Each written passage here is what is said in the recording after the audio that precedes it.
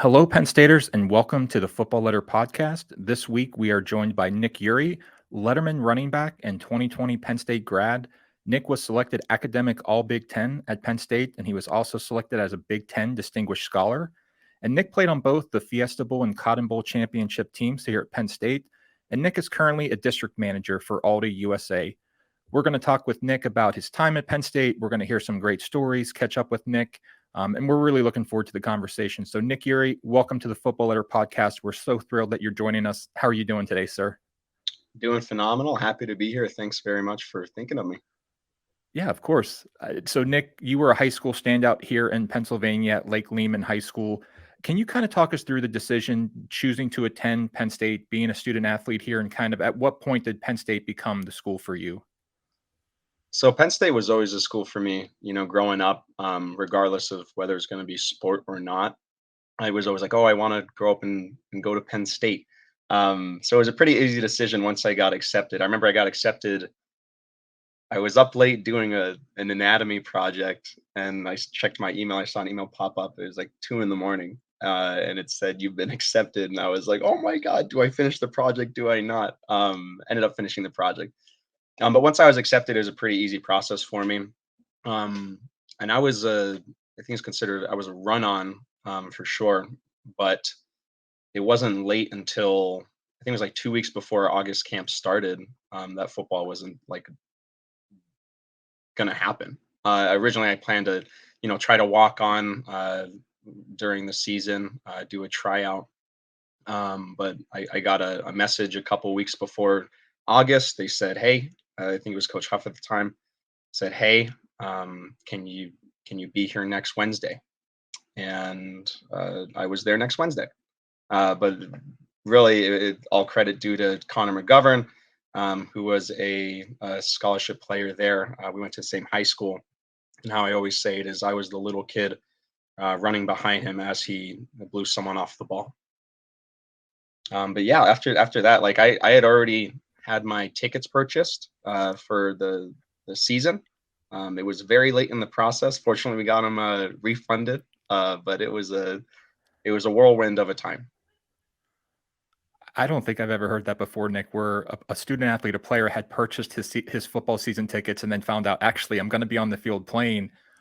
From an emotional standpoint, what was that like for you? I mean, beyond just trying to get used to playing Division I football, emotionally, what do you remember about that time? I was terrified at first, but really it all came down to to just showing up and doing my best, just being grateful that I was a walk on the team because it was always like a distant dream to play Penn State football. But once it was a reality, actually, really, I was in like a honeymoon phase for all 4 years that I was there.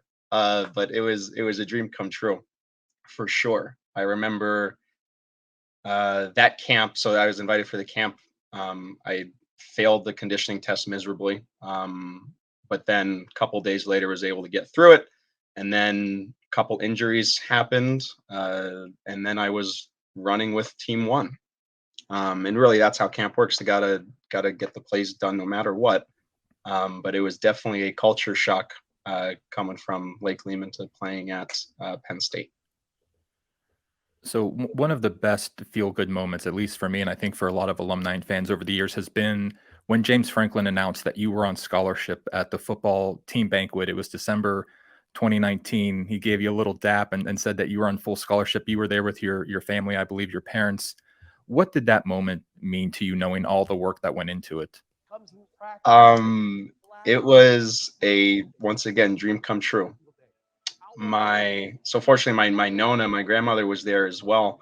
So it was my little brother, my mom and dad, and my grandmother. So I wasn't expected whatsoever. It was at the end of the year. I was like at that point I'd already thrown in the towel for the scholarship idea because I was happy with what I'd done and I was ready to graduate the following semester and then just start life outside of football. But when Coach Franklin went through his conversation, and there it is on the screen now. It was definitely a very heartwarming. As you can tell, I was pretty emotional. I look at my dad, and I get a little emotional. And I don't even remember what I said while I was up there, but it was a wonderful wonderful time, for sure. I'm getting emotional thinking about it now.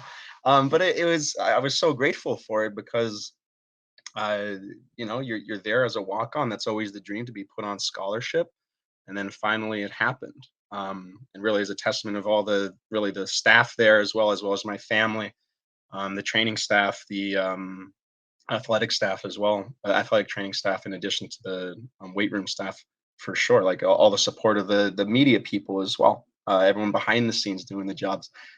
Fortunately, my relationship with a lot of those people was strong, so it was nice to finally be up there on the stage and thanking them for a scholarship. Yeah, I remember talking with your teammates during that time, Journey Brown, among others, and coaches. You were so well respected, so well liked among the your teammates, the coaches. What was it like to be, in the locker room, in the meeting rooms, to run out of the tunnel at Beaver Stadium? What was it like to really be one of the guys on Penn State football? One of the guys is a very nice way to say it. I don't want to keep saying wonderful or dream come true. I guess surreal is a great word to use. Uh, Literally running out of the stadium, there's nothing like it. It's hard to describe to other people. You have a thundering crowd, and then blinding lights when you first get out there, and your heart's racing, and you're really, my thought is like, don't trip, make it out to the end zone. And really just the support of all the staff and other players. I'm thankful for them. You're bringing back a lot of memories as we're going through this right now, but got to play and be friends with a ton of incredible people throughout the Penn State football program. Well, kind of along those lines, being a student athlete at Penn State, I imagine you were involved in other things, obviously class projects and really living a full student athlete life. In what ways did you grow as a person and as a player while you were at Penn State? Right. So time management is always a very hard thing, and especially as you're a freshman coming into college, and then having this fo- uh, football workload or whatever sport you're playing workload on top of your typical academics, and you're trying to have a social life, and you're balancing when I don't have to be at practice or at a meeting or in study hall. Um, it really turns into a time management situation. So as a person, organizationally, I grew a lot more, continuing to grow on that as well. And then additionally, you have, as an athlete, you have this certain scope on you, no matter how small you are. I was a walk on. Nobody really knew who I was, but still you have in the back of your mind, hey, what if I do something wrong? It teaches you a lot of responsibility for sure, with that added scope. That's something Coach Frank would always say. Um, just to be aware of what you're doing. And if it's something, I'm trying to think of the exact quote, basically along the lines of, "Don't, if an idiot would do it, don't do it." So during your time at Penn State, you had a touchdown run. And it wasn't just your average, ordinary Saturday afternoon touchdown run. We watched it back. I think you broke like 12 tackles. I think that there was like one guy who came at you twice and you dodged him. What's it like to score a touchdown at Beaver Stadium? Dream come true. Coach had us, I think it was Coach Ronnie, had us put up goals for the year, just to keep something front of mind. So we had our goals in our locker. So every time we went to get dressed up for practice, we'd have our goals in front of us. Um, and one of them was to score a touchdown in Beaver Stadium, and it did come true. Fortunately, I'm watching it now. I don't watch these clips in my free time, so I don't remember them. But it was just once again a surreal moment. So I was so thankful that a lot of players who don't typically see the field on game day got to get in there and be a part of that. And really, it was as soon as I got I was just hoping I could get as far as possible, and I was hoping, please don't call me out. Let me keep going. And at one point, it was a 6 or 7 or 8 play drive, and at one point I was obviously gassed, and Schuster was the quarterback, and he had to take a rep or two, just to give me some air. But I was so thankful that they gave me the opportunity to run the ball, as I'm supposed to do. Yeah, I remember being in the media room after that game. I think one of the first questions James Franklin was asked was about Nick Yuri, and I mean, it was like your name just kept coming up in all the interviews with the coaches and the players. And so I just wanted to take a moment and mention that you were, again, I think it was a really good example of how well respected, how well liked you were and you are. James Franklin talked about kind of like your ability to grind year in and year out. Um, Kind of along those lines in terms of, the life lessons that you took from Penn State. Just wondering if you wanted to take a moment, kind of catch alumni and fans up with what you're doing with Aldi, kind of what your role is there and maybe, the lessons that you learned at Penn State, if any of them are still carried with you today. Right, absolutely. So for Aldi, the grocery chain, shop Aldi, please. We're a phenomenal company, cost leader for sure. I am a district manager, so I manage a group of stores financially, and make sure that their hiring needs are met appropriately as well. I have 4 store managers that report to me, and without those store managers, we wouldn't be able to run the business. But it's a phenomenal opportunity. Very excited to continue doing it. As mentioned earlier, I'm going to be moving to the Pittsburgh area to continue doing that as well. And really, I mentioned it earlier, the time management is very important. Sometimes you're putting in a lot of hours as well. So from a Penn State football walk-on perspective, you're putting in a lot of time just to be a part of the team. And some days are like that. It's a salaried position. So some days are like that. So you take it with a grain of salt for when you get those longer days. And then on when the shorter days come, you enjoy them thoroughly. Similar to Penn State, we're constantly, or really any college sport, you're constantly grinding, grinding, grinding. So when you get that time to be free, take advantage of it for sure. You're listening to the Football Letter podcast. We are chatting and catching up with Letterman running back and 2020 Penn State grad Nick Yuri.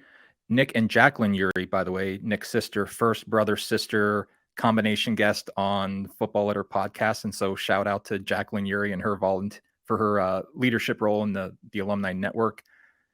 We talked a little bit, or actually in some cases a lot, Nick, about your time on the team, the relationships. And we talk with Letterman all the time when they get together with other Lettermen, whether it's one-on-one or, they're back on campus for a golf outing. And, it's a brotherhood, it's camaraderie and that obviously better than me or anyone else. What is it like when you get together with, the teammates that you had with the teammates that you had at Penn State and you start sharing stories and catching up with one another? It's an incredible moment. They're family, really. So it's very similar to when you're at a family outing. People start bringing up stories that you don't recall, and then you start to remember. Oh my gosh, yeah, I remember when Coach Franklin said that at practice. Or oh my gosh, I remember when I got my bell rung on the sidelines. Yeah, I do remember that. So it's always a phenomenal time. We're always joking and laughing, especially um, from our walk-on perspective. All right, a couple quick hit questions here for you, Nick. How often do you get back on campus? And when you're back here, what's one or two of your go-to spots? I haven't been back. I made a game last year. I've been meaning to go back. I think I'm going to be going back by the end of September because I made a promise to do that. But uh, if there were a place where I would have a libation, it would be Doggy's Pub. I fortunately got to work there. I was actually the first employee there. Myself and Zach Simpson, who was a fellow walk-on the team. We both were able to. We did the construction portion of it before the bar got placed there, or before they revamped the bar. So we did the construction, all the heavy lifting at one point. So it's owned by the Troscos. At one point, we were sitting there sweating, taking tacks out of the booths because we had to stretch new leather over them. But a lot of the furniture within there is original. So that's a place I always go back to because I'm close with the family. I actually just saw, I call them my pseudo sisters, Charlie and Sam, which are their children, Trosco's children, Tom and Kelly's. I just saw them this week, and I was down in Ocean City, and they happened to be down there, so I was able to make some time and make it over to them. So that'd be a spot for libations, and then for food, um, I tried out the Raising Canes. I'll make it up there every once in a while for a career fair. So I get to recruit for Aldi. Fortunately, recruit the future of Aldi while I'm up there. And I tried Raising Canes recently, but Duffy's in Bollesburg actually. They have pretty good wings. Last time I was there, and that would always be a spot that guys would go to for Duffy's wings. Duffy's getting a shout out again. So our producer Vince Langaro, we were just at Penn State Football Media Day yesterday. We're talking with Nick here first week in August. Vince was asking Keaton Ellis what are his go-to spots, and you could tell Keaton Ellis grew up in State College. So he named Fascia Luna, and he also named Duffy's. And we're like, yeah, this was a guy who went beyond downtown and kind of Yeah. experienced State College. And so Duffy's Tavern. I know Vince is smiling behind the scenes here. So favorite road trip as a Penn State football player, if you want to take into account kind of like the football aspect, but just was there a town that you just like traveling to? Maybe the hotel was a little bit nicer, the fans were a little more hospitable. Just wondering if there was a town or a city that kind of jumps out to you a little bit. So in traveling, I only traveled to one game. That was an away game, which was a great question. Drawing a blank on actually. The Gophers, geez Louise, Minnesota.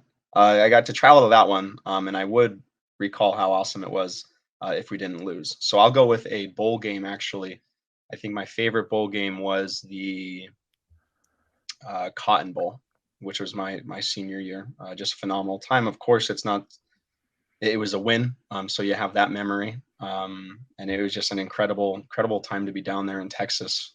First time in Texas, and that was such an awesome experience. Really, just being able to go to the bowl games as a walk on as another player was just phenomenal. Got to see different parts of the country that I wouldn't have seen otherwise. But Cotton Bowl for sure. I like the vibe. I guess downtown it was just enjoyable. And people were kind. Very similar to Northeast PA, State College area. Very, very kind people up there. Yeah, a lot of folks agree with you, Nick. So the Cotton Bowl trip, from an alumni perspective, fan perspective, from a media perspective, just overwhelming positive remarks, especially from like we connected with Memphis fans too during a volunteer project. Just it was a wonderful trip, and like you said, coming back with the win, kind of that made sure that the entire trip was enjoyable. Then favorite ice cream flavor. I didn't know if you could eat much. We didn't know if you got a chance to eat much creamery ice cream as a student, but favorite ice cream flavor.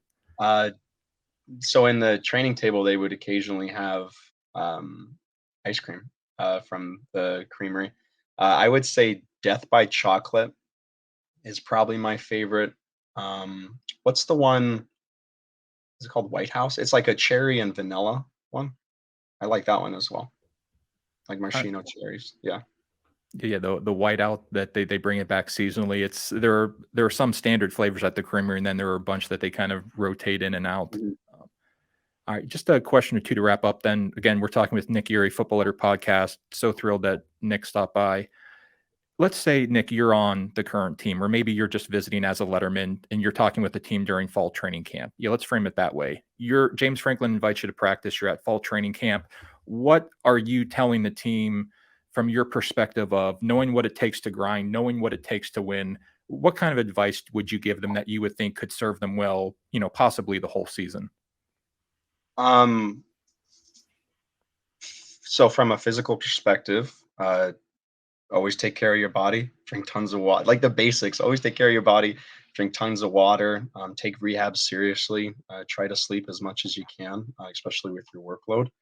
Um, Sacrifice is one of our core values, still one of my core values, but sometimes it's necessary to sacrifice for sure. Maybe a weekend out or after your body's pretty beat up, going to see whoever it is.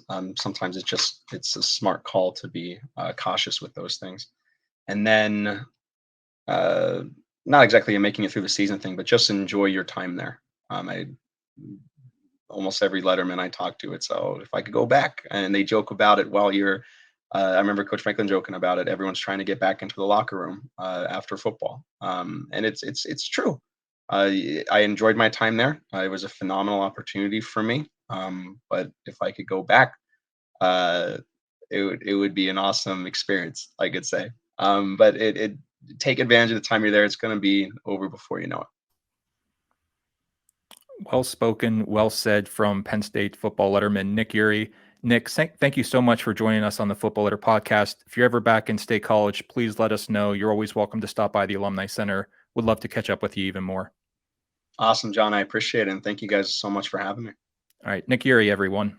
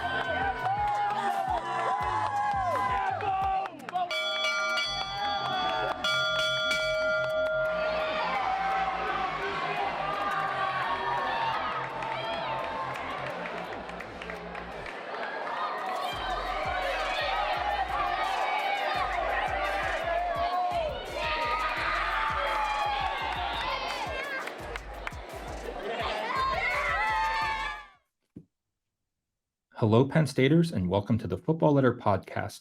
This week, we're speaking with volunteer leader Kristen Conti. For the last 4+ years, Kristen has served as the president of our Pittsburgh chapter, which celebrates its 125th anniversary this year.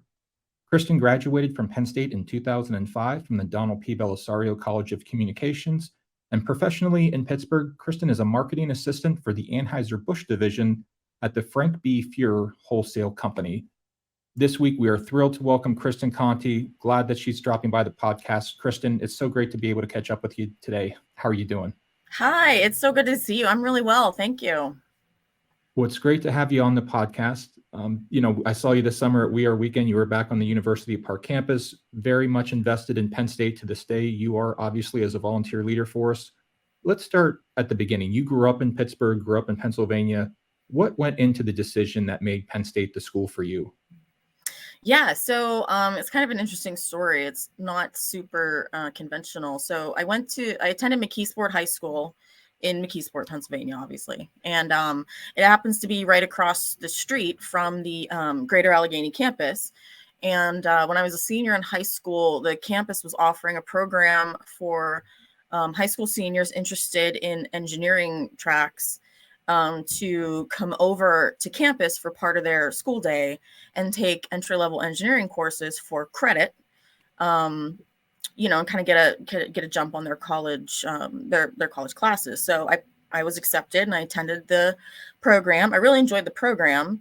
And so once that was completed and it was time to apply for schools, not only was Penn State the only school that I applied to, the McKeesport campus, at the time it was called McKeesport campus, that was the only location I applied to. So it was kind of all or nothing for me. And thankfully I was accepted because I didn't have any other plan. So I was accepted. I did my first 2 years there. It's now called the Greater Allegheny campus. I started out as an architectural engineering major, and it didn't quite work out. It wasn't really meant to be. So in my junior year, I changed over to the College of Communications as a media studies major, which I just thoroughly enjoyed. And that kind of started me on the path to where we are now. So the president of the Pittsburgh chapter, Kristen Conti, joining us on the Football Letter podcast. Can you give a little bit of an overview of the Pittsburgh chapter for our audience? Maybe what are a few events that are high priority for you throughout the year? What are some of the priorities for the chapter, and how are you uniting Penn Staters year round? Yeah, so we keep sort of a full calendar throughout the year. Obviously, I think as it goes for a lot of alumni groups, football season is a busy time for us. We like to support the football team with game watch parties whenever we can. It's a little bit tricky for us in Pittsburgh since it's so easy to get to State College. A lot of our membership, and honestly, a lot of our board of directors have season tickets. So home games are a little bit tricky, but we try to at least focus on some bigger away games to host some really nice watch parties for everybody to get together for those. We host happy hours every fall. We try to host a Big Ten happy hour, and we invite alumni from all of our local alumni groups for Big Ten schools to get together. We like to say it's a chance to be friends before we have to be enemies when the season starts.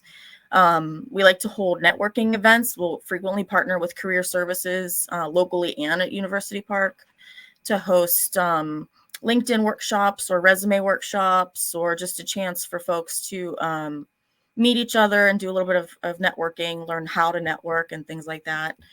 And we like to try to plan some group outings throughout the year as well. In the past, we've had Penn State Day with the Pens, and we get everyone together to go to a Penguins game.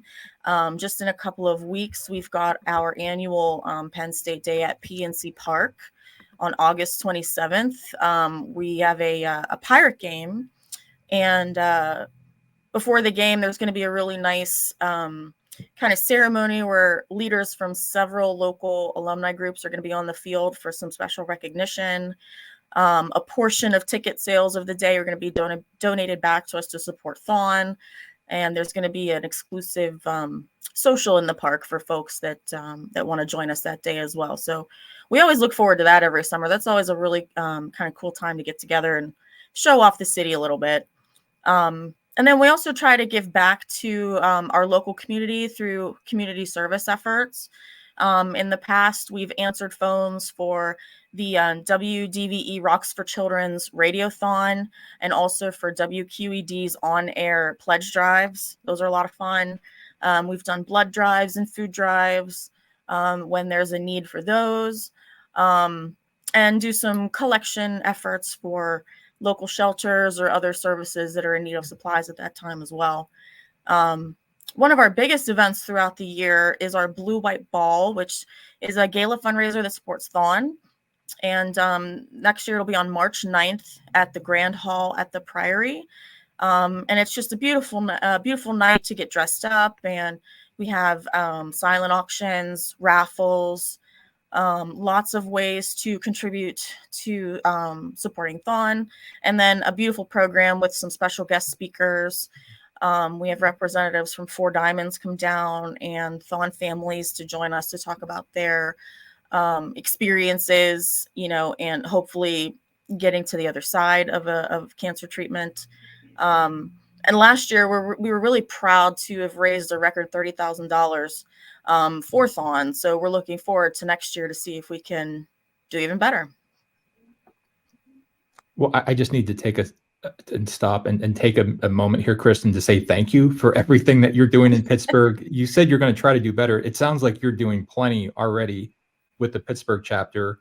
We've got some numbers we're throwing up on the screen here. More than 32,000 Penn State alumni live in Allegheny County, home to Pittsburgh. More than 6,600 Alumni Association members. It is one of our largest, most active alumni areas in the entire world in Pittsburgh. So just wanted to say, thank you to Kristen. Thank you to the Pittsburgh chapter. You mentioned a lot of your chapter members, board members, you have season tickets, so you're in Happy Valley on game day. For the road games, you mentioned, for some of the away games, for your watch parties, what can alumni expect if they attend a chapter watch party, with the Pittsburgh chapter? Maybe what are some of the things that you do to have a little bit of fun and leverage football for the benefit of your chapter? Oh, sure. Yeah. The watch parties are always a good time. I mean, anytime you get like Paul Clifford always says, like, where would you rather be than in a room full of Penn Staters? It's always a good time in a room full of Penn Staters, especially when there's a football game to watch. So this year we're really happy to, I actually haven't even said this yet, like even on our social media, but we're really excited this year to be partnering with the Sly Fox at the High Line in Pittsburgh South Shore area, and also the Grist House in Millville. Those are going to be our two sort of preferred Game Watch partner locations this year. So we're going to be encouraging all of our friends, whether we're having a Game Watch party that week or not, to please, go visit them. They're great spots, owned and operated by Penn Staters. So there's tons of support there for us and the athletic teams. So at the Game Watch parties, we typically don't charge admission. We just want everybody to come and have a great time. We sometimes will use that as an opportunity to take up collections for certain things. Last year, or I guess earlier this year, for the Rose Bowl, we hosted a Game Watch party and asked everybody to bring some items to benefit the student food pantry at Penn State Greater Allegheny. And folks just turned out with support. We had the whole trunk of my car, the back seat of my car was just filled with food and personal care items and supplies that I was able to take down to campus to fortify their pantry, and they were so grateful for that. We were so grateful for the support. And sometimes we'll do some fun raffles at halftime, and we'll have maybe some gift cards or some swag or a 50-50 or something like that to get everybody engaged. And sometimes they'll support our Chappie Hill Memorial Scholarship. Sometimes they'll support a local charity that we choose, for that time of the year. And coming up here very soon, we're going to be completing fundraising for a new program endowment for the Fast Start program that will be bringing much needed financial support to the Fast Start program, both at University Park and at the Greater Allegheny campus location. So we try to use those fun kind of occasions to get together to do a little bit of good work too. Yeah, it sounds like a lot of great work. And so, Kristen, you just mentioned a few things that I wanted to just give you a shout out on, and just mention a little bit more info. So Fast Start, I'm so glad you mentioned that program. It's a mentoring program that we have at the Alumni Association that connects underrepresented first-year students with staff members and with alumni. And as Kristen said, you have watch parties, but you also have community service events. You have, nights out at the Pittsburgh professional teams with the Penguins, the Pirates. And so, if you want to go to a chapter watch party, that's great. If you're also interested in doing something different, like I think that's a really great example, Kristen, that our alumni chapters, they cater to such a diverse array of interest. And so if you can want to learn more about the Pittsburgh chapter, you can go to psupgh.com.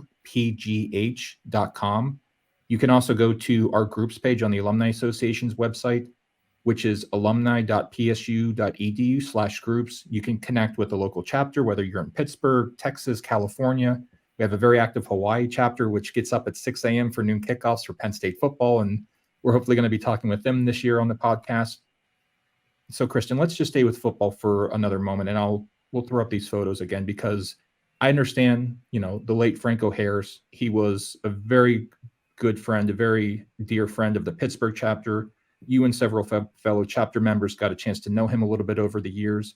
Understandably, you said before we went on air, it was a big loss for the chapter and really for the entire city of Pittsburgh.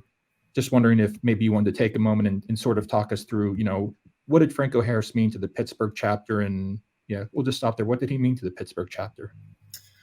I don't know if there's a way to put it into words, how important he was to us and how much he meant to us. I hope he knew how much he meant to us. Of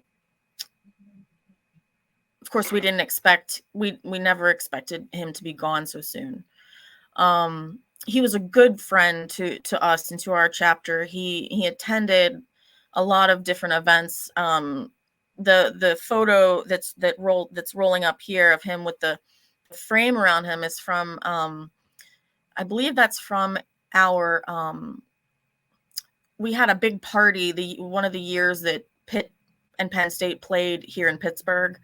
At the Hard Rock Cafe, we had a big kind of a party to get geared up for the game, and we didn't know he was coming. He just kind of showed up, and he was all dressed up because I think he was coming from like a wedding or some kind of a meeting or something, like from another event. And he just showed up, and we didn't know he was coming, and he was, of course, so welcome, and everybody there was so happy to see him. And he was always so gracious and warm and friendly. And, of course, a lot of people that would see him would have all the same kinds of questions and, wanting to ask him about the Immaculate Reception and what was it like to be a Steeler and all these questions that I'm sure he had heard already 100 times that day. And he always spoke to everyone so kindly and so openly, and he was always so happy to speak with anybody and to kind of hang out with us a little bit. And we were just so sad to have lost him. And as a matter of fact, we're very proud to kind of announce, I suppose, that when our Fast Start program endowment is complete, the official name of it will be the Penn State Alumni Association Greater Pittsburgh Chapter Franco Harris Fast Start Program Endowment. We spoke with his family and got their blessing to put his name on that because, mentorship and communication and things like that were so important to him that we wanted to honor him with that gift. Well, thank you for sharing, Kristen. Franco Harris, one of the all-time great Penn Staters, to the point that you made, always giving back to his community. I remember just a few years ago, as I was speaking with Sue Paterno, of all people, Sue would I would talk with her every now and then, and she said that Franco and Dana, his wife, they were involved in trying, in terms of like food insecurity at University Park. They were working with the student food pantry, and I just thought, Franco Harris doesn't need, Dana Harris, they don't need to be doing this, but this is how they chose to spend their time, giving back to Penn State, whether it was in Pittsburgh or University Park. So yeah, just Franco Harris, one of the all-time great Penn Staters, greatly missed. Thanks for sharing that, Kristen. Yeah. So just transitioning a little bit, but staying in Pittsburgh, really big year for the Pittsburgh chapter, 125th anniversary. If folks don't know, Pittsburgh was the first alumni chapter of the Alumni Association. Having grown up in Pittsburgh, being such an invested Penn Stater, now being the chapter president for 4+ years, what's the significance of having an alumni chapter with such strong roots, especially in the place where you grew up? Yeah, it's something I try to kind of keep at the forefront of my mind a lot, especially when we're doing chapter business or, talking about, what are we going to do for the next year? It's a little bit heavy, but it's such an honor. It's such a great honor to not only be part of this group, but to be at the forefront of this group. Like you had mentioned before, the alumni network in the Pittsburgh area is incredibly strong. Thousands of Penn Staters, whether they're members of the Alumni Association or not. And if you're not an Alumni Association member, please become one. You really should become one. Just thinking back all the way back to 1898, when a small group of, alumni formed this chapter, and to think about how far it's come and grown and what it's accomplished in that amount of time, and that I'm just really one of many others who have kept it going all this time through lots of, their hardships. There was a lot of hard years and a lot of great years. Navigating the COVID pandemic was a challenge that no one had experienced before. And thankfully we came out the other side I think better than ever. But for me, I think, the Pittsburgh area is it's just such a huge area. And to know that we have this community within the community, that's, so closely knit and so,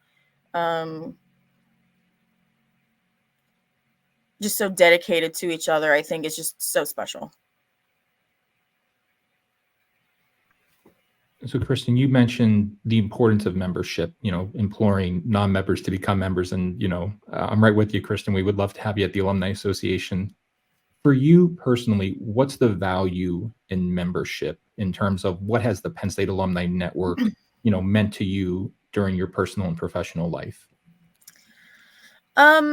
The network came to me personally during a particularly difficult time in my life. I was in between jobs and kind of not really knowing, what to do or where to go or, what was my next step. And I happened to kind of stumble on a posting on the Greater Allegheny campus's website that they were looking for help with an upcoming, the Alumni Association, the Alumni Society was looking for help with an upcoming event. And I thought, well, I've got the time and, it'd be nice to meet some new people. So I put myself out there, and that was, 13 or 14 years ago, I guess. And it just kind of naturally from there, it just became this chain of events that got me to where I am now. My involvement with their alumni society connected me to folks from the chapter, and I started, going to those events and getting to know those folks. And eventually I was invited onto the board of directors. And then eventually I was asked to be vice president. And then eventually I became the president. During that time, I got involved with the Blue White Ball because I was involved with Thon as a student and wanted to get involved as an alum. And over time, I kind of moved my way through that group to be the executive director of the event now.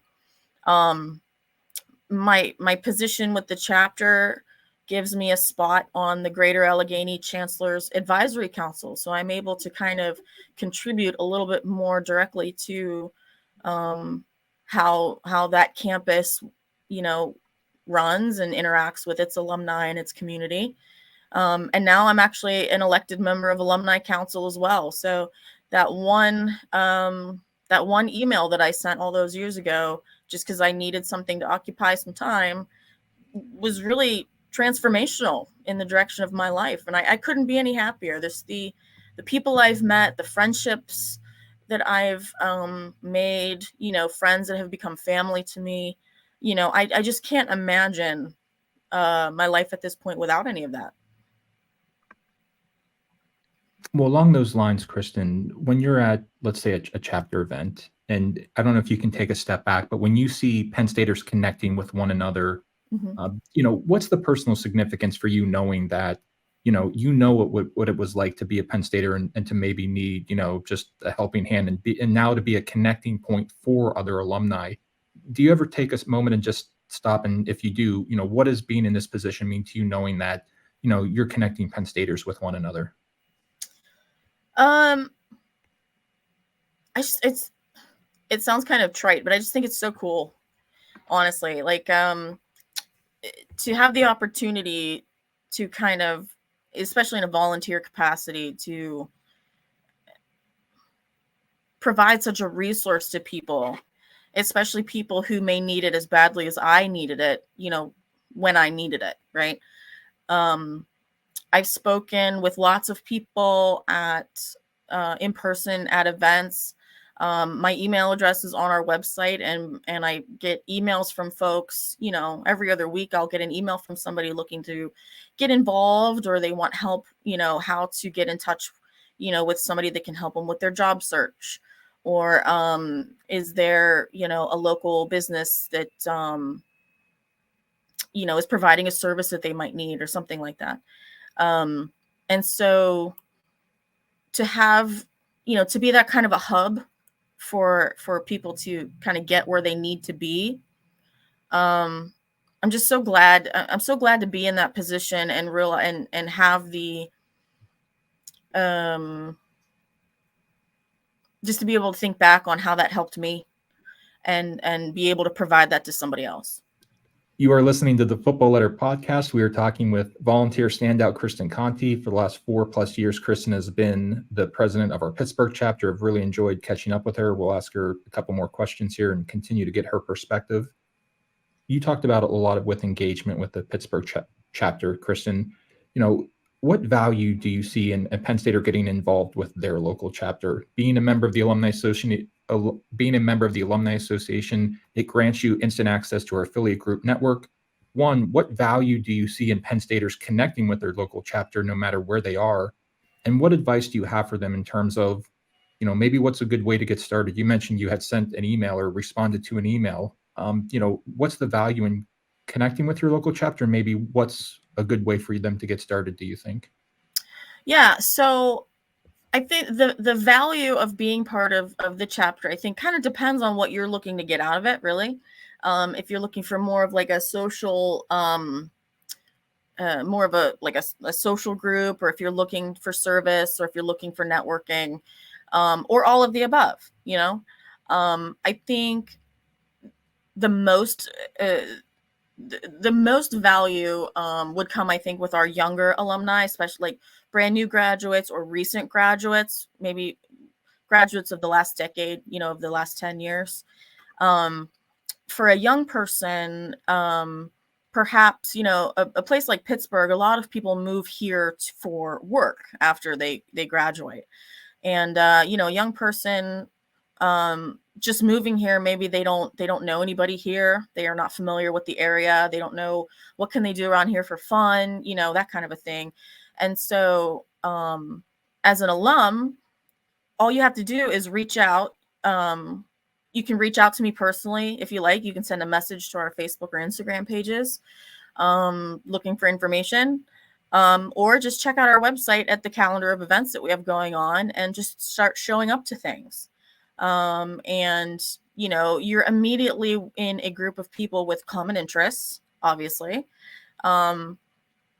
super friendly, super welcoming. And obviously, there's a potential there to start meeting people, to start developing relationships with people, find out where the cool places to go on the weekend, or what's the best restaurant to visit, those kinds of things. So I think for the younger alumni specifically, I think the value would be the greatest. But that's not to say that, alumni of any age or any circumstance, would not find something fulfilling from being a member of our chapter. The best way, like I said, the best way to get involved is just to make that move and reach out. Any method, that you're most comfortable with, just make that initial connection. What are you looking for? And we can handle the rest, honestly. I think that's such a great point, Kristen. One thing can lead to another, I think, is what you're saying. We've spoken recently with the president of our Chicago chapter and the president of our Florida Gulf Coast chapter. Each of them moved to their city not knowing one person. Yeah. Then they reached out to the chapter, and kind of one thing led to another. And so I think, you might reach out to the chapter because you're looking for one thing, and then you get involved and you find out that there are all these other things that are also going on with the chapter. And so, I think it can only help if you want to get involved to just kind of make that first step. Absolutely. So we'll have a couple of fun questions here for you, Kristen. Like I mentioned at the top, saw you in June at We Are Weekend. It feels like I see you back on the University Park campus all the time.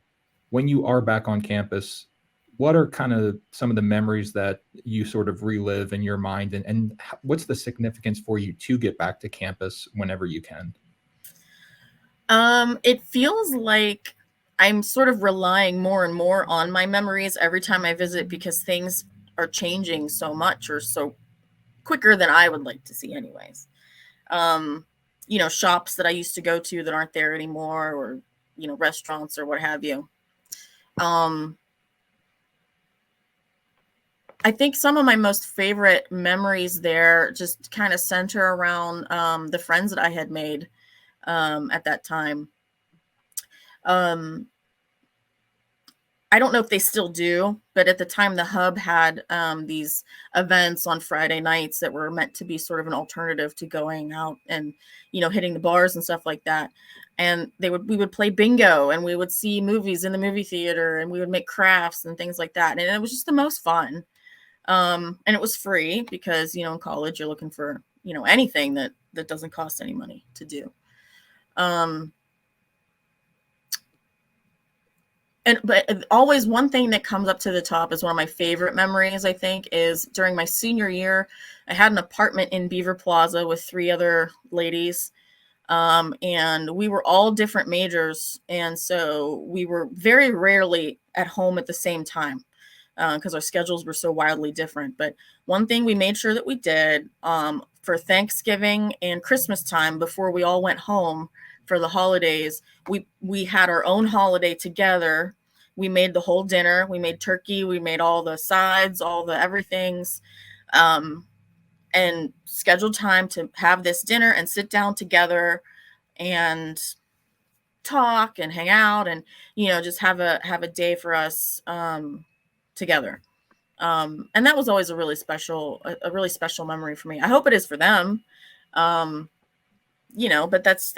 it's just one thing that every time I see that building, when I go back to State College, I always go and visit and look at my little window from outside, and I kind of remember things like that, from back then. Yeah, memories never quite feel the same as they did in college. The meals with your friends in college at Penn State never seem to taste the same. Yeah, great point about, State College changing. Campus is always moving forward. Downtown is changing a lot. And so, we used to say when folks came back for We Are Weekend after 50 years, we said, some things might be different. Now, if you're gone for 2 or 3 years, it feels like you're telling folks that. And so, yeah, but it's always good to have those memories that you can look back on. Favorite spot on campus to get a photo, Kristen, when you're back on? Oh my. It has to be the Lion Shrine. It has to be. All right. Creamery ice cream flavor. If you got one for the rest of your life, what are you choosing? Oh, coffee break, hands down. Coffee break is my favorite, unless it's tea berry season. I have to get tea berry when it's there, but when it's not, it's coffee break all the way. Okay. All right. Well, those are good choices. Yeah. Nittany Lion Shrine, coffee break, ice cream. Always stopping by the Hintz Family Alumni Center. You are listening to the Football Letter podcast. We are wrapping up with Kristen Conti, volunteer standout leader, president of the Pittsburgh chapter. Kristen, we've talked a lot about Pittsburgh. We've talked a lot about Penn State football. If there's a Penn State graduate living in the Pittsburgh area this football season, what's your advice to them about how they can get connected with the Pittsburgh chapter? Yeah, we're not hard to get a hold of. So for sure, check us out on Facebook, on Instagram. Shoot us direct messages there. You can send us an email at psupgh@yahoo.com is our official email address. And check out our website for upcoming events and news and things like that. Everyone is welcome, whether you're a member of the Alumni Association or not. Everyone is welcome to join us at our events. Of course, we hope that you will consider joining the Alumni Association at some point.